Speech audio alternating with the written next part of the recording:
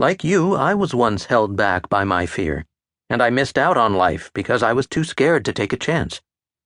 By overcoming my own fears, I was able to become a highly competent therapist and better understand my fearful clients. I know, for instance, exactly why my clients struggle with change and uncertainty, because I've struggled with change and uncertainty too. I am able to draw from what I've learned in overcoming my own fear, so I can lead my clients to the same fearless place I've already found for myself. Some of my clients spent years mired in therapy before coming to see me. They tried to change their lives so many times. Many told me during the first appointment that they had little hope. They doubted I could help them. You can probably imagine how gratifying it was for me to watch them conquer their fears and change their lives so quickly.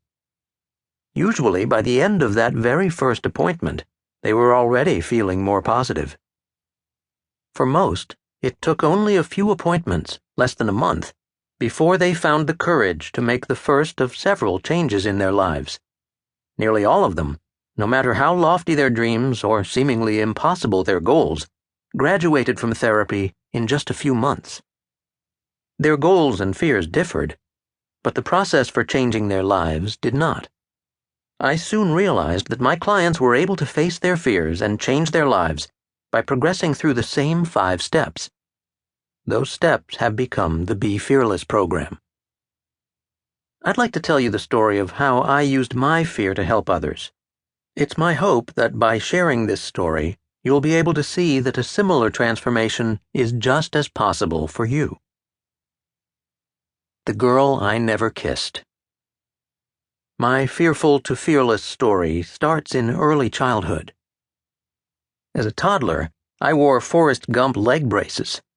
In elementary school, I spoke funny, couldn't pronounce certain words, and had to attend speech class.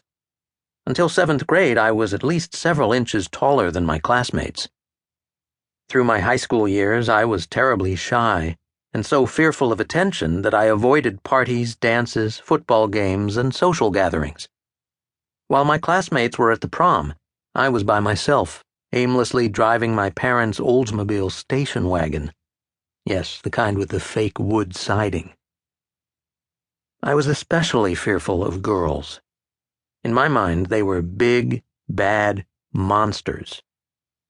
They would never go for a tall, skinny, awkward boy like me. They would laugh at me. I was sure of it. Still, there was this one girl I really liked. Her name was Katie. She was popular, had lots of friends, and sat next to me in class. But only because our last names both started with the letter A. I'm embarrassed to admit that to get Katie's attention, I tried all sorts of dysfunctional and ineffective tactics.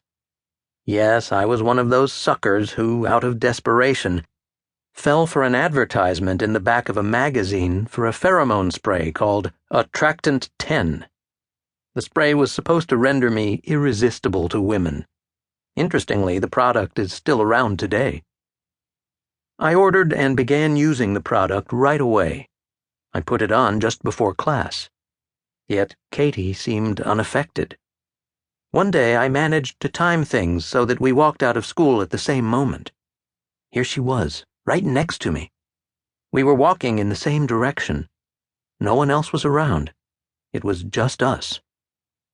I managed to mutter an awkward hello and chat a little bit. Then she turned to go in another direction. It was now or never. If I was going to ask her out, this was my only chance. "See you tomorrow," she said. "Yeah, see you," I said. She walked away. I'd blown it. I was 18 years old before I was brave enough to even kiss someone, and well into my 20s before I dated regularly. I eventually overcame my fear, however, and developed the courage to ask women out with confidence. I went on to face and overcome many other fears, ranging from fear of failure to fear of criticism. Each time I faced my fear, I realized I emerged stronger and more confident. Over time, I began to see that fear was not something to hide from.